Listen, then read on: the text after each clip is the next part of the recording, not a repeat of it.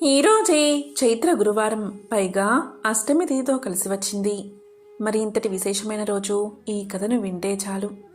జన్మల పాపాలు తొలగి కోటి జన్మల పుణ్యం వస్తుంది. ఒకానొకప్పుడు కర్పూర దేశాన్ని రణధీరుడు అనే రాజు పరిపాలిస్తూ ఉండేవాడు. ఆయన కొడుకు కదనుడు మహాబలశాలి, పరాక్రమవంతుడు, ధైర్య సాహసాలకు పెట్టింది పేరు. అతనికి ఉన్న చెడ్డ గుణమల్లా అహంకారం. కథనుడికి కవి పండితులంటే గౌరవం లేదు, కళల పట్ల అభిరుచి లేదు, సాధు సన్యాసుల పట్ల ఆదరణ లేదు, దేవుడి మీద నమ్మకం లేదు. ఈ ప్రపంచంలో తనను మించినవాడు లేడని అతని గర్వం.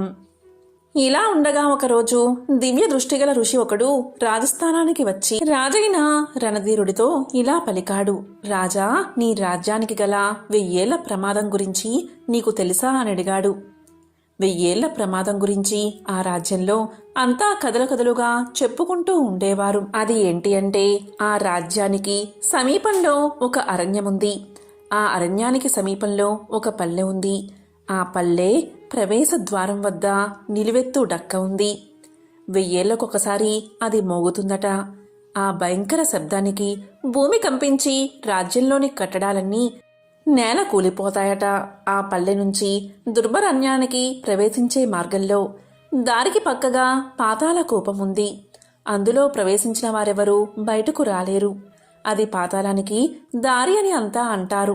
1000 ఏళ్లకొకసారి అందులోంచి 10 తలల విషసర్పం బయటకు వచ్చి ఆ రాజ్యంలోని జంతుజాలాన్ని భక్షించి వేస్తుందని అంతా చెప్పుకుంటారు. ఆ విషసర్పం చిందించే విషజ్వాలల కారణంగా రాజ్యంలోని పంటలు, ఫలవృక్షాలు పూర్తిగా నశించి ఎక్కడా పచ్చదనమన్నది లేకుండా పోతుందట. దుర్భర అరణ్యంలో భీకరుడు అనే రాక్షసుడొకడు ఎవరికీ తెలియని రహస్య ప్రాంతంలో నిద్రపోతూ ఉంటాడు.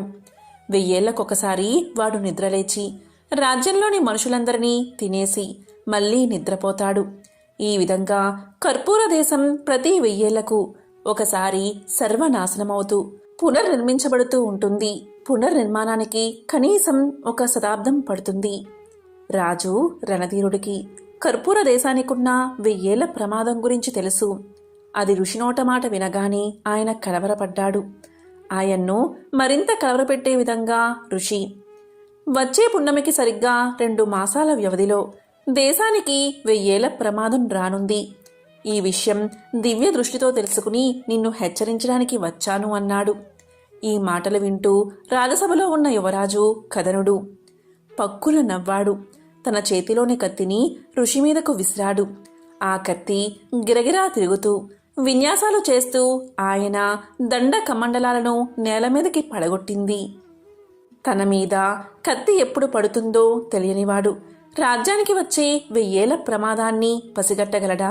ఇలాంటి వారి మాటలు బుద్ధిహీనులు నమ్ముతారేమో, కాని కర్పూర రాజులు వినరు అన్నాడు కదనుడు. ఋషి వెంటనే దండ కమండలాలు అందుకుని ఇలా పలికాడు.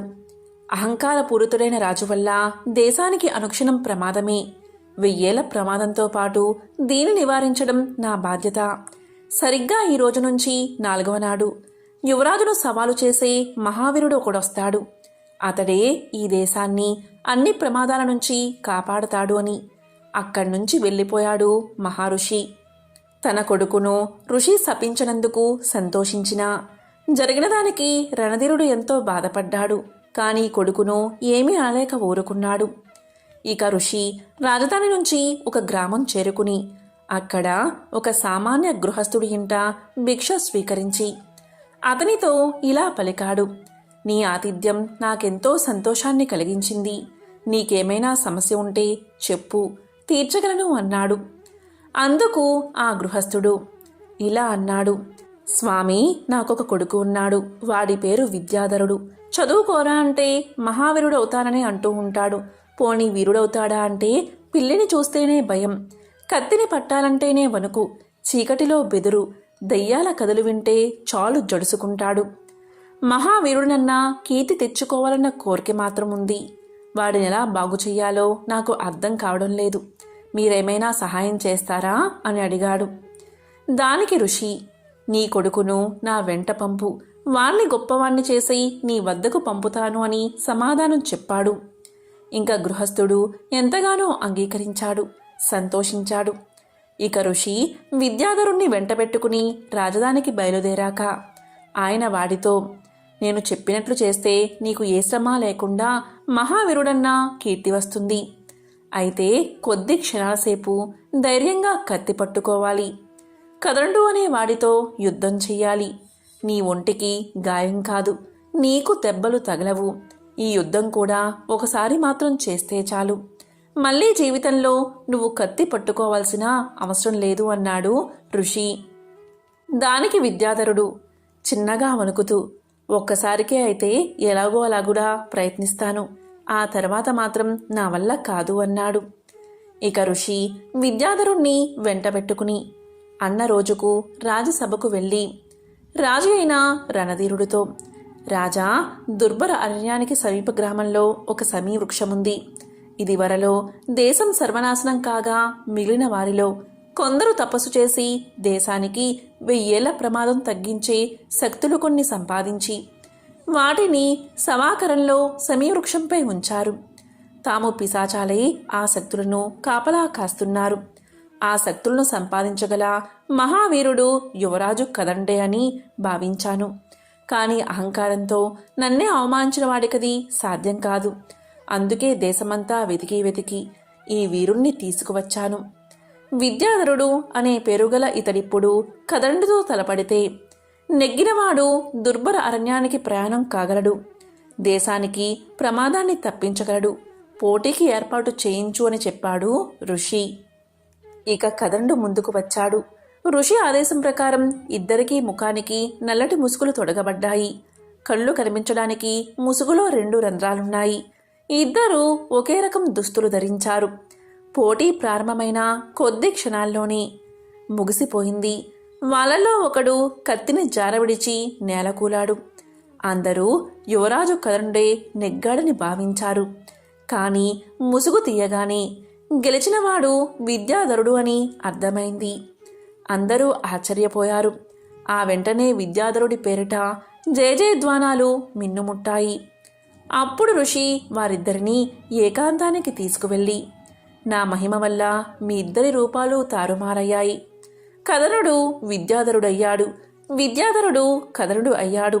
ఈ రహస్యం మీరు చెప్పాలన్నా బయటకు చెప్పలేరు. విద్యాధరుడు కదనుడుగా ఉండాలనుకున్నంత కాలం కదనుడు విద్యాధరుడి రూపంలోనే ఉండక తప్పదు. ఆ రూపంలోనే కదనుడు సమీవృక్షం నుంచి శక్తులను సాధించి కంచు డక్కను, విషసర్పాన్ని, రాక్షసుణ్ణి శాశ్వతంగా నాశనం చేయవలసి వస్తుంది అని చెప్పాడు ఋషి. ఇక కదనుడి రూపంలో ఉన్న విద్యాధరుడు రాజ అంతఃపురంలో స్థిరపడ్డాడు. రాజు వాడిని పిలిచి, ఈ ప్రపంచంలో ప్రతి మహావీరుడు అపజయాన్ని కూడా చవిచూసి ఉన్నాడు. నీ ఓటమికి బాధపడకు. మళ్లీ కత్తిని చేపట్టి ధనుర్బాణాలు సంధించు. నీ పరాక్రమాన్ని లోకానికి నిరూపించు. ఒకడి చేతిలో ఓడావని ఇప్పుడు గతంలో నీ చేత ఓడిన మంత్రి కుమారుడు, సేనాధిపతి కుమారుడు నీ మీద కాళ్ళు దువ్వుతున్నారు. అందరినీ ఓడించి నీ పేరు నిలబెట్టుకో అని ప్రోత్సహించాడు. అయితే దీనికి విద్యాధరుడు అడ్డంగా తల ఊపి, జయాపజయాలు దైవాధీనాలు. నా అపజయానికి కారణం ప్రత్యర్థి శక్తి కాదు, నా అహంకారం. నేనిప్పుడు అహంకారాన్ని జయించి ఆ తర్వాత ఇతరులను జయించాలి అనుకుంటున్నాను. కొంతకాలం పాటు నేను పండితుల వద్ద శాస్త్రాలు అభ్యసిస్తాను, పురాణ కథలు వింటాను, సాధు పుంగవులను గౌరవిస్తాను. ఒక మిత్రుణ్ణి నిత్యము వెంట ఉంచుకుని ఉల్లాసమైన కథలు చెప్పించుకుంటాను అన్నాడు. ఇక రాజు కొడుకులో వచ్చిన మార్పుకు ఎంతో సంతోషించాడు. విద్యాధరుడు రాజుకిలా చెప్పడానికి తగిన కారణము ఉంది. వాడికి ఇప్పటికీ కత్తి పట్టాలంటే భయం, ఒంటరిగా ఉండాలంటే భయం, చీకటంటే భయం. ఈ భయాల నుంచి తప్పించుకునేందుకు వాడి ఏర్పాటు చేసుకున్నాడు. ప్రతిరోజు కొంతమంది వచ్చి కదరుడి రూపంలో ఉన్న విద్యాధరుణ్ణి మహావీరుడంటూ పొగిడి వెళుతూ ఉండేవారు. అది విన్నప్పుడల్లా వాడు అసహనంగా కదిలేవాడు. జరిగిందేమిటో తెలియని కవి పండితులను, కళాకారులను, రాజధాని పౌరులను వాడి ప్రవర్తన బాగా ఆకర్షించింది. వాడి మంచితనాన్ని అందరూ మెచ్చుకోసాగారు.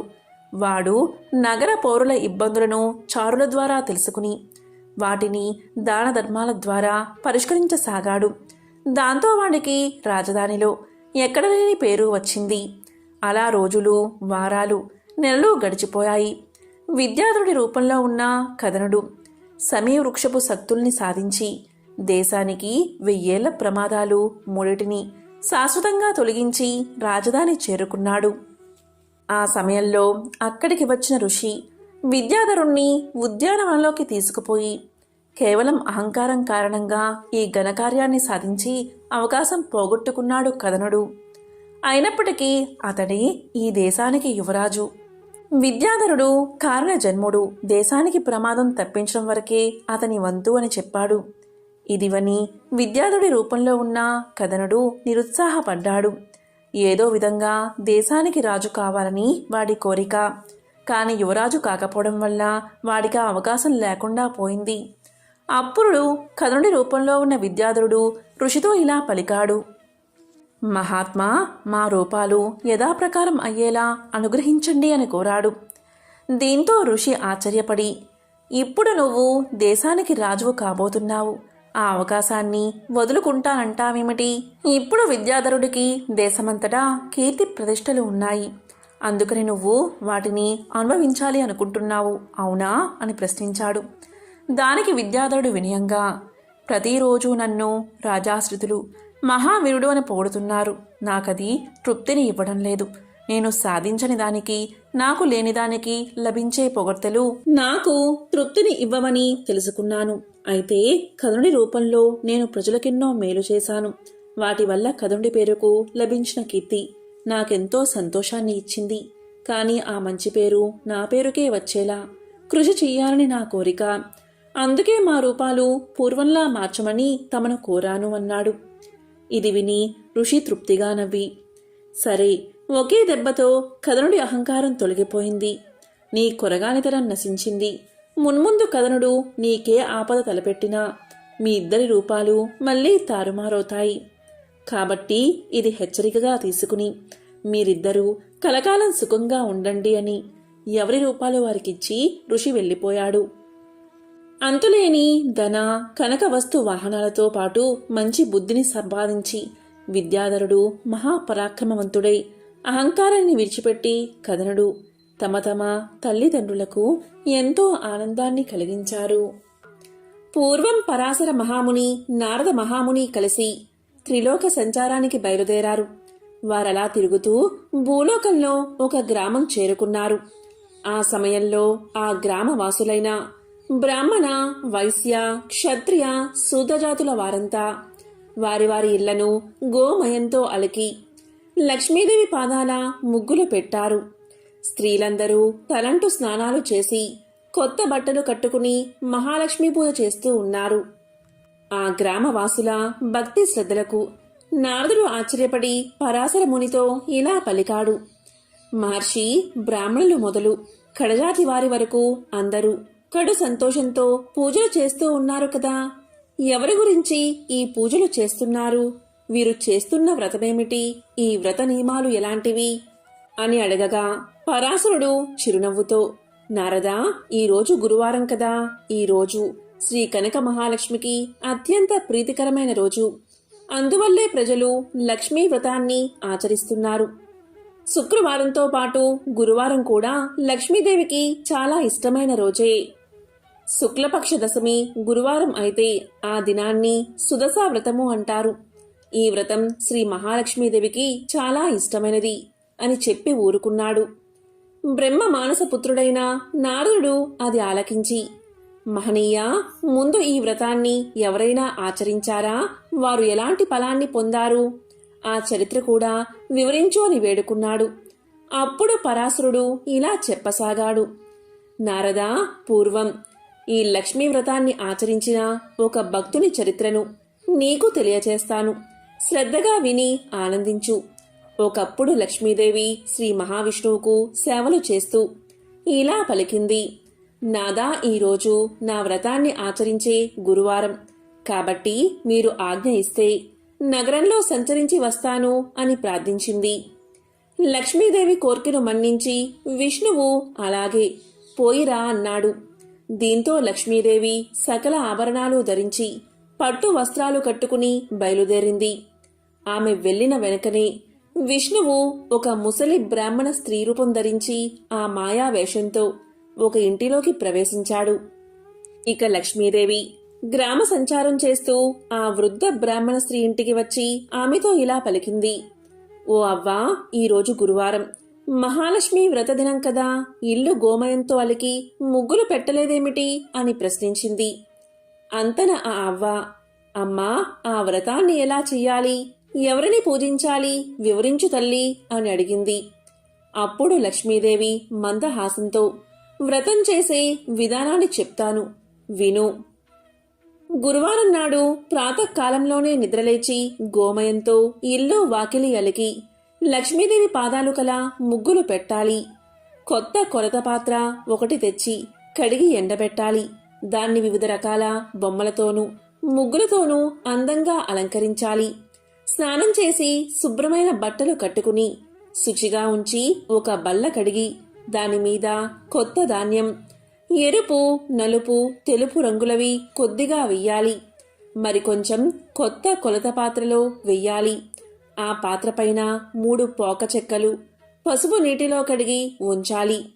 తెల్ల ధాన్యం ఈనెలు తీసుకుని వచ్చి వాటిని జడలాగా అల్లి మనసులోని కోరిక తలుచుకుని కొత్త పాత్రపై ఉంచి దానిపై ఎరుపు రంగు వస్త్రం, పువ్వులు ఉంచాలి. లక్ష్మీదేవిని తలుచుకుని పువ్వులు, గంధం, ధూపదీపాలు సమర్పించాలి. ముందుగా పాలు నివేదించి తర్వాత అన్నాన్ని, పిండి వంటలు, కూరలతో మహా నైవేద్యం పెట్టాలి అని లక్ష్మీదేవి బ్రాహ్మణ స్త్రీకి తెలియచేసింది. ఇంకా లక్ష్మీదేవి ఆ బ్రాహ్మణ స్త్రీకి ఇలా చెప్పింది. గురువారం నాడు నూనెతో వంటలు కాని పిండి వంటలు కాని చెయ్యకూడదు. గురువారం పూజ చేసేవారు చేపలు, మాంసం తినకూడదు. తలకు నూనె రాసుకోకూడదు. అంతేకాదు, పత్తితో వత్తులు చేసిన ఆనపకాయ కాని నీచు కూరలు గాని తిన్నా, మంచంపై పడుకున్నా, రాత్రులు పెరుగన్నం తిన్నా లక్ష్మి ఇంట ఉండదు. ఇంకా దరిద్రులు అయిపోతారు. గురువారం నాడు ప్రాతకాలంలోనే లేచి పొయ్యిలోని కాలిన బూడిదను తీయకపోయినా, వీధి వాకిలి తుడవకపోయినా ఇంట లక్ష్మి నిలవదు. గురువారం నాడు ఏ స్త్రీ శుచి అయి తెల్లటి వస్త్రాలు కట్టుకుంటుందో వారి ఇంట లక్ష్మి ప్రసన్నమవుతుంది. ఏ స్త్రీ గురువారం నాడు పిల్లలను తిట్టడం, కొట్టడం చేస్తుందో, ఇల్లు వాకిలి శుభ్రం చేయదో, వంట సామానులు అంట్లు తోమదో, సాయం సమయమున గుమ్మం దగ్గర సంధ్యాదీపం ఉంచదో, ఆ స్త్రీ ఉన్న ఇంట ఒక్క క్షణమైనా లక్ష్మీదేవి ఉండకపోగా ధనహాని, సంతానహాని కలుగజేస్తుంది. అలాగే గురువారం రోజున ఉడకని పదార్థాలు తినడం, అమిత నిద్ర, అమావాస్య, సంక్రాంతి తిథిలో అశుభ్రంగా ఉండి విహరించడం, అత్తామామలను సేవించక కస్సు బుస్సులు ఆడడం చేసే స్త్రీల ఇంట లక్ష్మీదేవి పాదాలు నిలపదు. ఇంకా భోజనానికి ముందు, తర్వాత కాళ్ళు, చేతులు, ముఖము ఏ స్త్రీ కడుక్కుంటుందో, ఏ స్త్రీ ఇతరులతో మాట్లాడుతున్నప్పుడు చీటికి మాటికి నవ్వుతుందో, ఏ స్త్రీ బూడిద గుమ్మడికాయను కోస్తుందో, అలాంటి స్త్రీలు నీచ బుద్ధి కలవారై అన్న వస్త్రాలకు దూరమైపోతారు. ఏ స్త్రీ గురువారం రోజు ధర్మాలు చేయక, పూజలు చేయక పరుష సాంగత్యమునే సదా కోరుకుంటుందో, ఆమె పాప కోపమునకు పోవడమే కాక బతికి ఉన్న రోజులు తిండికి మొహం వాసిపోతుంది. గురువారం, అమావాస్య, సంక్రాంతి, పర్వతిథులయందు నిషిద్ధ పదార్థాలు ఏ స్త్రీ తింటుందో ఆమె అవసాన కాలంలో అనేక బాధలు పడి చనిపోయిన తర్వాత యమకింకరులతో నానా బాధలు పడుతుంది. జ్ఞానవంతురాలైన ఏ స్త్రీ ఆ 3 రోజుల్లో భక్తితో దైవ సేవలు, ఒక పూట భోజనము కలిగినంతలో దాన ధర్మాలు చేస్తుందో అటువంటి స్త్రీకి ధన ధాన్యాలు, పుత్ర సంతానం, సంతానాభివృద్ధి కలుగుతాయి. ప్రతి స్త్రీ తాను ఆచరించే నిత్య కృత్యాల బట్టి సిరి సంపదలు కలుగుతాయి. స్త్రీ ఉదయం నిద్ర నుంచి లేచిన వెంటనే ముఖాన్ని కడుక్కోవాలి. ఆ విధంగా కడుక్కోని స్త్రీ ముఖం చూస్తే పాతకాలు కలగడమే కాక ఏ కార్యం తలపెట్టినా జయం కలగదు. స్త్రీ దక్షిణం వైపు, పడమర వైపు ముఖం పెట్టుకుని ఏ పదార్థాలు తినకూడదు. దీపం లేని చీకటి ఇంట భుజించకూడదు. చీకటి పడిన తర్వాత నూనె రాసుకోకూడదు. మాసిన కట్టుబట్టలను ఎక్కడ పడితే అక్కడ పడవేయకూడదు. ఏ వనిత ఇంటికి తిరగడం, భర్త ఆజ్ఞ లేకుండానే ఇష్టం వచ్చినట్లు సంచరించడం, భర్త మాటలు వినక ఎదురు చెప్పడం, దైవ కార్యాలయందు దేవ బ్రాహ్మణులయందు భక్తి విశ్వాసాలు లేకుండా ఉంటుందో, దాన ధర్మాలు చేయదో అటువంటి వనిత గృహం రుద్రభూమితో సమానంగా భావించి లక్ష్మీదేవి అక్కడ అడుగు పెట్టదు. ఉత్తమ స్త్రీ భర్తను సేవించి భర్త అనుజ్ఞ ప్రకారం నడుచుకుంటూ ఉంటుంది. అతిథి సత్కార్యాలు జరుపుతూ అత్తామామల సేవలు విడవకుండా ఆచరించాలి. తన బిడ్డ పరాయి బిడ్డ అనే వివక్షతను చూపక అందరికీ సమానంగా వడ్డించాలి. భర్త సుఖమే తన సుఖము, భర్త కష్టమే తన కష్టము అనే భావంతో మెలిగితే లక్ష్మీదేవి సంతోషించి కలకాలం ఆమె ఇంట ఉంటుంది. నారద ఈ విధంగా మహాలక్ష్మి ఆ వృద్ధ బ్రాహ్మణ స్త్రీకి గురువార వ్రతాన్ని ఆచరించే విధానాన్ని తెలియచేసి ప్రతి వీధికి ప్రతి ఇంటికి వెళ్లి చూసింది.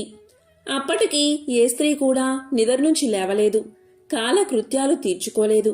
తలలు విరబూసుకుని వంటిమీద బట్ట సరిగ్గా లేక గుర్రుబెట్టి నిద్రపోతున్నారు. లక్ష్మీదేవి వారందరినీ చూసి అసహించుకుని ఒక మాలపల్లెకు వెళ్ళింది. ఆ పల్లెకు ఒక మూల బీద హరిజన స్త్రీ నివాసముంటుంది. ఆమె ప్రతిరోజు ప్రాతకాలంలో లేచి గోమయం తెచ్చి ఇల్లు వాకిలి శుభ్రం చేసుకుని బియ్య పిండితో ముగ్గులు పెట్టి లక్ష్మీ పాదాల చింత దీపం పెట్టి బియ్యాన్ని ఉంచి ధూపదీప నైవేద్యాలు సమర్పించి పద్మాసనంలో కూర్చుని లక్ష్మిని ధ్యానిస్తూ ఉండేది. తాను వెళ్లేసరికి ఆ స్త్రీ భక్తితో పూజలు చేస్తూ ఉన్నందున మహాలక్ష్మి సంతోషించి ఆ పరిశుభ్ర స్థలమున తన 2 పాదాలు ఉంచి ఆమెతో ఇలా పలికింది. ఓ భక్తులారా, నేటితో నీ కష్టాలు తీరగలవు. నీవు దుఃఖించ అవసరం లేదు. నీ నిశ్చల భక్తికి నేను ఎంతగానో సంతోషించాను. నీకేం కావాలో కోరుకో అని పలికింది. శ్రీ మహాలక్ష్మి సాక్షాత్తు దర్శనం చూడగానే ఆమె నోట మాట రాక ఏ వరాన్ని కోరుకోలేకపోయింది. మరలా లక్ష్మీదేవి ఇలా పలికింది. నీవు బతికి ఉన్ననాళ్ళు అష్టైశ్వర్యాలతో తులతూగిదువుగాక, జన్మాంతమున వైకుంఠానికి వచ్చుదువుగాక, నా వ్రతాన్ని చేస్తూ ఉండు. నీకు శ్రీహరి అనుగ్రహం కూడా కలుగుతుంది అని చెప్పింది మహాలక్ష్మీదేవి. ఇక మహాలక్ష్మి చెప్పిన ప్రకారం ఆ హరిజన స్త్రీ కడునిష్టతో ధ్యానం చేస్తూ ఉండేది. లక్ష్మీదేవి పాదాలయందే మనసు లగ్నం చేసి ఉన్నందున ఆమె భక్తికి లక్ష్మీదేవి ఆనందించి ఆమె ఉన్న పూరగుడిసెను పెద్ద భవంతిగా చేసింది.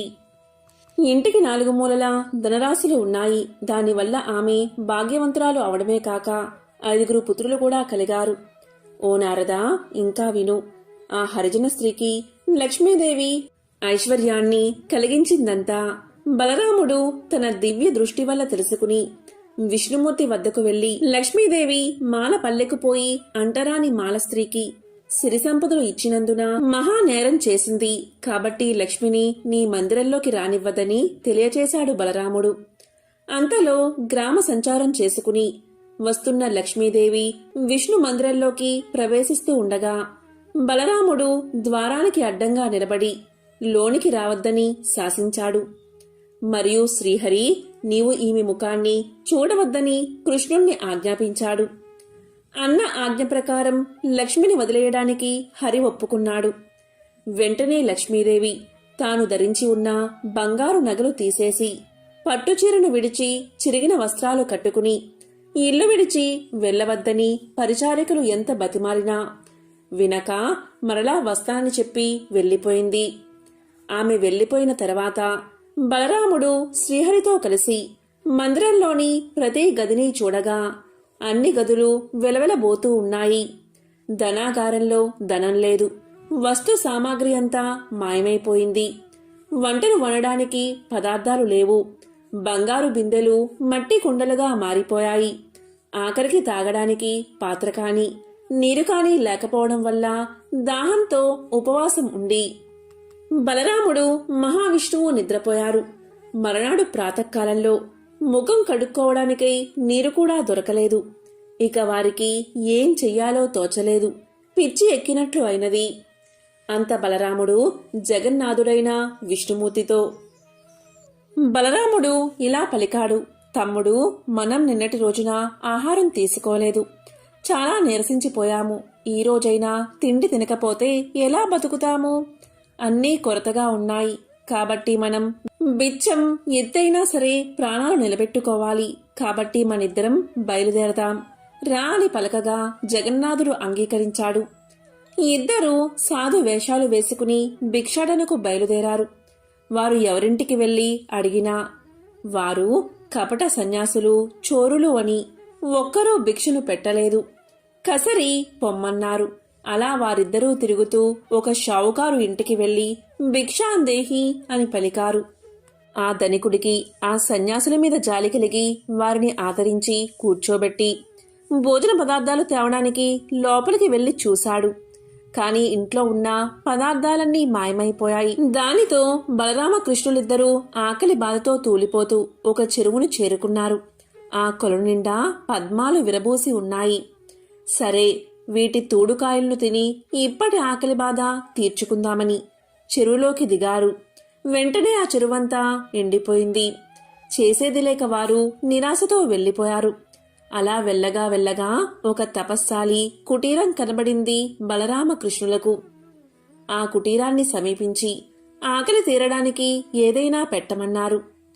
అప్పుడు ముని తాను తినడానికి ఉంచుకున్న పాలు, అన్నాన్ని ఇవ్వబోగా ఆ పాత్రలోని అన్నం, పాలు మాయమైపోయాయి. ఇక చేసేది లేక బలరాముడు, విష్ణుమూర్తి సముద్రం వైపుగా పయనించారు. సముద్ర మార్గమున నిత్యానంద స్వాముల వారి ఆశ్రమం కనిపించగా అక్కడికి చేరుకున్నారు. అక్కడ అన్నవస్త్రాలకు లోటు లేదు. ఎవరైనా ఆ ఆశ్రమంలో ఎన్ని రోజులు ఉన్నా ఎంత భోంచేసినా అక్షయ పాత్ర వలె తరగదు. కాని బలరామ జగన్నాథ స్వాములు అక్కడికి చేరుకోగాని లక్ష్మీదేవి ఏ పదార్థాలు లేకుండా చేసింది. దాంతో అన్నదమ్ములిద్దరూ అక్కడ్నుంచి బయలుదేరి మరొక భవనాన్ని చేరుకున్నారు. అది లక్ష్మీదేవి నివసిస్తున్న భవనం. చాలా రోజుల నుంచి తిండి లేక నీరసించి ఉన్న వారిద్దరినీ లక్ష్మీదేవి చూసింది. లక్ష్మీదేవికి జాలి కలిగింది. వెంటనే ఆమె స్వయంగా పిండి వంటలతో భోజనం తయారు చేసి దాసదాసీల చేత వారికి స్నానానికి నీరు పెట్టించి చెలికత్తెల ద్వారా వారికి భోజనం వడ్డించింది. వారు సంతృప్తిగా భోంచేసి బయట ఉన్న అరుగు మీద పడుకున్నారు. కాని వారికి నిద్ర పట్టలేదు.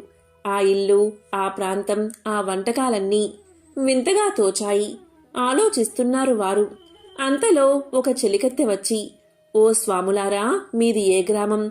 ఎక్కడి నుంచి ఎక్కడికి వెళ్తున్నారు? మీకు భార్యాపిల్లలు ఉన్నారా? ఇలా ఎందుకు తిరుగుతున్నారు అని అడిగింది. దానికి బలరామ జగన్నాథ స్వాముల వారికి ఏం చెప్పాలో తోచక ఒకరి ముఖం ఒకరు చూసుకున్నారు. అంతా సర్వేశ్వరుడైన శ్రీహరి మాత్రం ఇలా చెప్పాడు.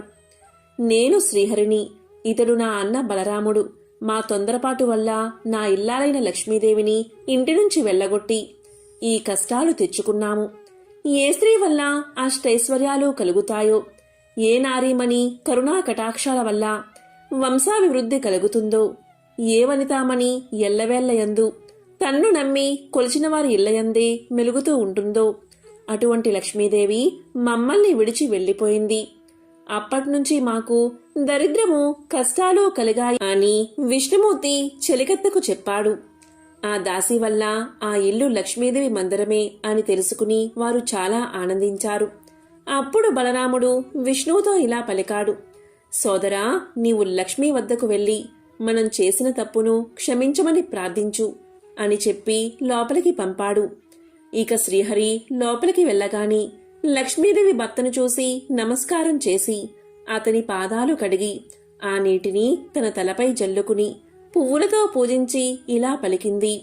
నాదా, మీ అన్నదమ్ములిద్దరూ కలిసి నన్ను ఇంటి నుంచి వెళ్ళగొట్టారు కదా, ఇప్పుడు ఎలా నా ఇంట్లో భోంచేశారు? చండాలపు దాని ఇంటికి ఎలా వచ్చారు? ప్రాణాలు పోసినప్పుడు జాతి కుల భేదాలు అడ్డు రాకూడదా అని నిష్ఠూరలాడింది. అప్పుడు శ్రీహరి చిరునవ్వుతో, ప్రియా, మేమిద్దరం భిక్షమెత్తుకోవడం అంతా తెలుసుకున్నారు. నీవు భోజనం పెట్టడం అందరూ చూశారు. మాకు శిక్ష సరిపోయింది. నీవు లేకపోవడం వల్ల వైకుంఠం చిన్నపోయింది. నిన్ను వదిలినందుకు మాకు అన్నీ లోపాలే జరిగాయి. కాబట్టి మా వెంట రమ్ము, వైకుంఠానికి పోదాము అని పలకగా శ్రీహరి మాటపై లక్ష్మీదేవి ఆ ఇంట అడుగుపెట్టగాని, అంటే వైకుంఠంలో అడుగుపెట్టగాని అన్నీ యథాప్రకారంగా మారిపోయాయి. ధనాగారమంతా ధనంతోనూ బంగారంతోనూ నిండిపోయింది. వస్తు వాహనాలతో, దాసీ జనాలతో, భక్త కోటితో వైకుంఠం కలకల్లాడింది.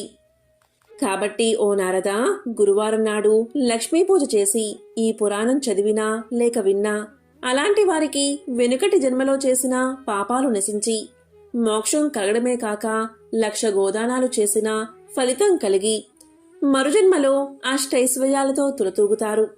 ఈ లక్ష్మీ పురాణ పఠనం ప్రతి మానవుడు ముక్తి పొందడానికి మార్గదర్శనం కాగలదు అని పరాశర ముని నారదునికి శ్రీ లక్ష్మీ పురాణాన్ని వివరించాడు. ఎవరైతే ఈ గురువారం రోజు ఎంతో మహిమాన్వితమైన కనక మహాలక్ష్మీదేవి కథను వింటారో లేక చదువుతారో అటువంటి వారికి అష్టైశ్వర్యాలు, భోగ భాగ్యాలు కలుగుతాయి. లక్ష్మీ కటాక్షం కలుగుతుంది.